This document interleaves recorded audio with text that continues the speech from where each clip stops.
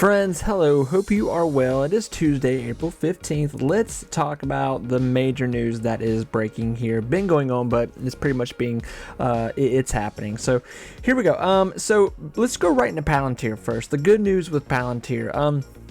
Palantir stock once again is soaring, and we're about 3 weeks away from Q1 quarterlies here, which we are expecting to be massive. This could be well over $1 billion quarterly at this point, and from what's going on, who knows where we're going to end up here. They could definitely hit a 40-45, maybe even more than that percent on top of the last quarterly that they achieved here for Q4 of 2024. Talking about Palantir here, so obviously it's no surprise here if you've been reading the news, listen to everyone yap here, especially me. NATO today has finalized purchase of a military system, aka details of the deal were not disclosed at first, but NATO said it would begin using Palantir's technology, essentially blah blah blah. Here you go. So obviously Palantir has just achieved this huge deal. Huge deal. Not to mention, Palantir just, back in September, $100 million contract. I mean, they're just doing big things here. So this company is essentially printing money at this point, and this is why the hype, the realism, everything around it, the zeitgeist around Palantir is just going through the roof right now. So if you are a stockholder in Palantir, even if you're holding Palantir at $80, you are in some big profit zone right now, so it's a good day. And this is the situation that we've been seeing here with Palantir, is that what is too expensive to buy Palantir? What's the bottom at this point with Palantir?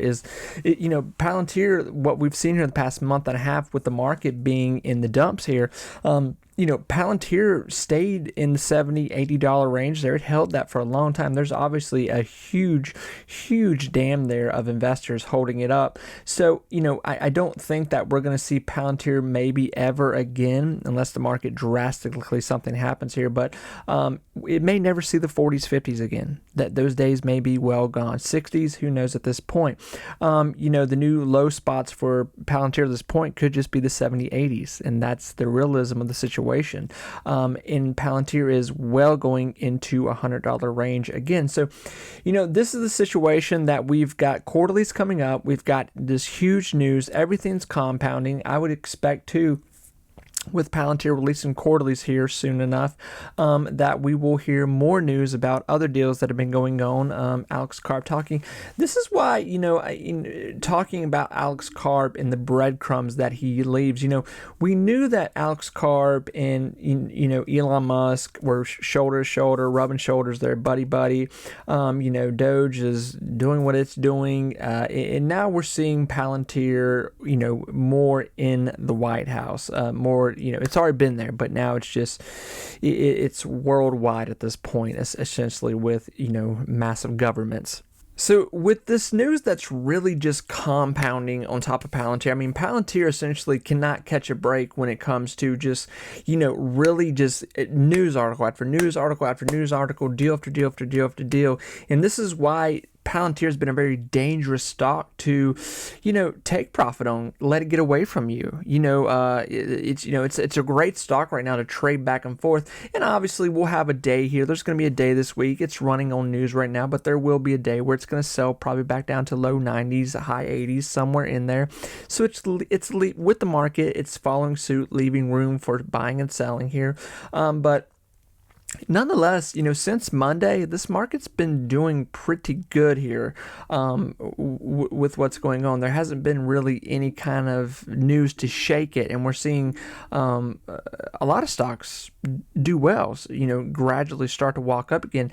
And we've only got about 2 weeks until we start coming out with quarterlies here with a lot of our big companies here that I kind of think we're going to go a little bit of a bull market here. I think the market's in la la land right now where it's not paying attention to what's coming here in July with the tariffs situation coming back up. I think right now investors, this is go time. People are playing the market. They're taking profit. They're, pushing, doing what they can. And then probably somewhere in June, we could possibly see another huge pullback in the market, potentially. But right now, it's a feeding frenzy out there, 100%. And Palantir is right in the middle of it. So this is really interesting to see where Palantir can go. Palantir, we know that people are going to pay $100, $120, $130. Could people be paying $130, $40 for Palantir here in the next 3 weeks when these quarterlies come out? The last quarterly with Palantir was just, right under $1 billion, right under $1 billion. And it leaves a lot to wonder, is this going to be the one where they flush over $1 billion? Is this going to be what we continue to see with Palantir, that we're going to have every quarterly? It's going to be, this 30, 35, 40, 45. Are we going to get into a zone where we're just every quarterly is going to be, over 40% on top of what the last quarterly was? This is why Palantir for the past year and a half has been growing, especially 2024, has been growing at such an aggressive rate. Okay, in this storybook of what's going on here, this fairy tale that we're living in here with Palantir, it may not stop. I mean, it's breaking all rules. It's making its own Roman road, and you're just having to follow along with it. And this is what I was saying months ago. Alex Karp, you have to follow what's going on here with these breadcrumbs. Like I was saying, Alex is in the White House. Alex knows the hands that feed him. We know what is the main thing that Palantir really started to build its company on business-wise 2 years ago, when this was a $7, $8 stock, $10 on a really good day. And we were like, oh my God, Palantir has been doing well off these government military contracts, defense contracts, and they've just continued. And with that, they found a lot more deals in that. They've found businesses found them. So, friends, I'm not even, I don't know how you could bet against Palantir at this point. Sometimes the grass is just that greener on the other side, and you have to just, eat crow and just admit that, this is a good situation. I know people that, go like, it just can't keep getting better for Palantir. Well, it can, it can, it certainly can. And it is, as far as we can tell right now, things are continuing to, grow aggressively with this company. It's just wild to watch. As a lover of the stock market, it's something special that we're watching right now. I mean, think about if Palantir continues. Imagine, here's the good part that should make you happy, and obviously this will find different ears, but whether you like it or not, the administration that is in charge right now will be here for another 4 years. Okay, Palantir, they're already in cahoots, friends, everything. They're in there with this administration. So essentially, as an investor, I look at that and I go, they're obviously, this is a good relationship. It's growing. We've got a solid 4 years of just, piggy bank money coming in here, not to mention all the other deals that Palantir's getting. There's no reason that Palantir can't do what Dan I says it's going to do when it's going to head into a $1 trillion market cap. It's going to head into some uncharted water stock price that we can't even imagine right now. So this is why it's really hard to bet against Palantir right now. They've got so much going for them than against them at this point. And they're killing it. They're absolutely killing it. It is amazing to see. I mean, this, 2.5 years ago, people were like, no, Palantir is never going to be a $15, $20 stock. And now we're going, well, what's the low going to be on Palantir? Is $100? Should I, maybe it's okay to start a position at $100 a share with Palantir. Where's it going to be 6 months from now? These are real conversations going on right now. So, it's just as a lover of the market, drama, Palantir, everything, and following along with this company. It truly is amazing to watch what's happening here with this company. So I imagine where we're going to be in 5 years with Palantir. Okay, imagine where we're going to be. We could be in some crazy numbers. As long as Palantir obviously keeps executing these massive quarterlies. Think if we just have another solid 2 years of crazy quarterlies like we're seeing right now.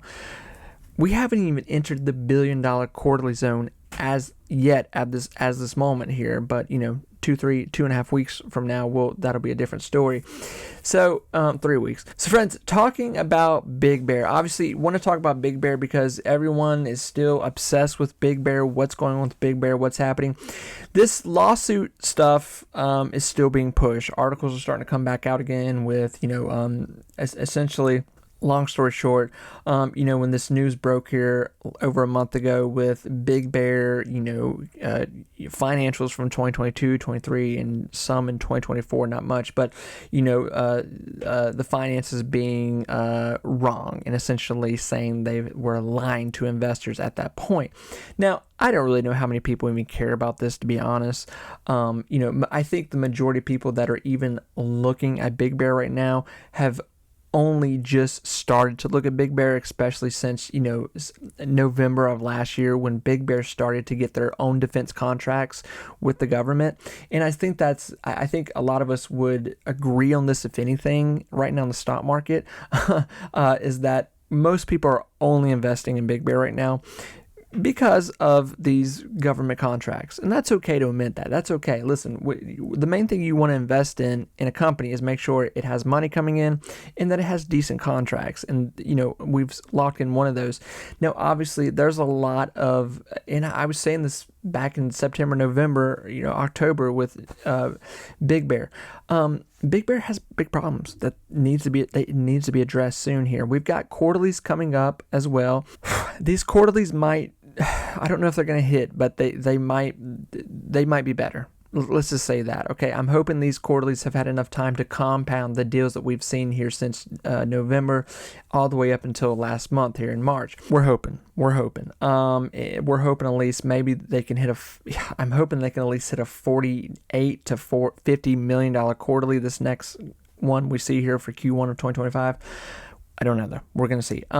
With that too, addressing problems with Big Bear, and I listen. I want to talk about problems just as I want to talk about the good things, okay? I wish I could say more bad things about Palantir. I want to, but I just can't right now. I just can't, okay? But focusing on Big Bear, I want Big Bear to work, obviously. I want them to work. I want this to work. But, obviously the stock is being it's being torn apart by bears right now. I mean, it's being just so sold off. It is fighting for its life 100% here. So, my main concern as of right now, until we get to these Q1s here, is that the stock can remain somewhere around this 250, 280 zone. Somewhere around there. I do not want the stock going under $2. That is not good. We do not want to be there because we do not want to be in the situation of reverse split. We don't want to be anywhere in that. Now, obviously, the next phase of that too is the Q1s. We want this next quarterly to be good. Now, if they come out and they do good on quarterlies, they beat expectations just by a little bit, I don't think that's going to be enough to throw this stock into a double-digit number like people are saying, okay? I'm just being realistic. I don't want to lie to people. But can it start getting, Big Bear hyped up again and people excited about it and get it back to, a $3 to $4 range? Yeah, sure, that could happen. Absolutely, especially with the market going into earnings here, and we could see the overall market start to do well here, and people get enthusiastic, excited about AI stocks again, and people maybe take another chance on Big Bear, and we start to see some little bit of movement on it. Okay, maybe. We'll see what happens here. But, the other thing too with Big Bear is they've got to get this debt they've got. They've got to get it paid. They've got to get paid down 100%. They need more deals. They need one big fat giant deal. They need a historic big deal from someone. Obviously, another government defense, another defense contract would be fantastic. But I don't know that that's going to happen. Now, obviously, Kevin, the new CEO, came out here just weeks ago with that tweet saying, hey, we believe we could, and I don't know if he was leaving breadcrumbs, something like Alex Karp has done here in the past, where he does a lot. It's not just the past, he does it all the time, where he leaves a breadcrumb for Palantir investors. But, Kevin said essentially, we are very interested. We're in DC. I'm in DC. I'm very interested in working. Big Bear could be working for this global trade situation with the tariffs. So he, there's only so much obviously he can say, for the FCC comes after him. But a lot of us were believing that maybe he was saying, hey, we're in talks, working some kind of deal out, doing something like this. Now, what that deal would be, I don't know, but it would probably be the biggest deal they've ever had as a company, and it could shift the Listen, we've seen this in the stock market before. We've seen companies that were doing poor in their stock share.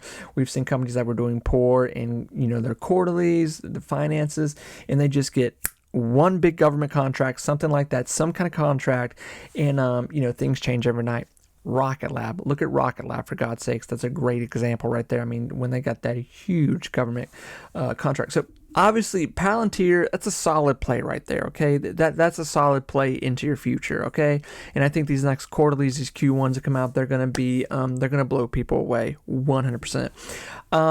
Big Bear, I am rooting for Big Bear, friends, but like I said 4 months ago, this is going to be an up and down situation with Big Bear. And if the main thing I want from Big Bear right now, obviously, is to hit these quarterlies, find more money. But the stock needs to remain above this $2 range.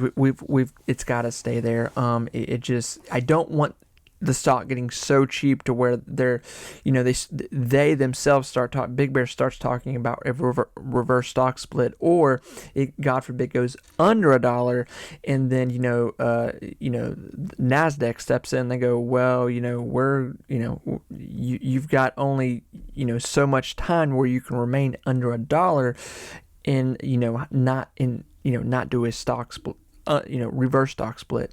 So we will see what happens here. I'm hopeful. I'm hopeful that something can happen here. Okay. I'm hoping that Kevin was leaving breadcrumbs for his investors. That's what I'm hoping. I don't know.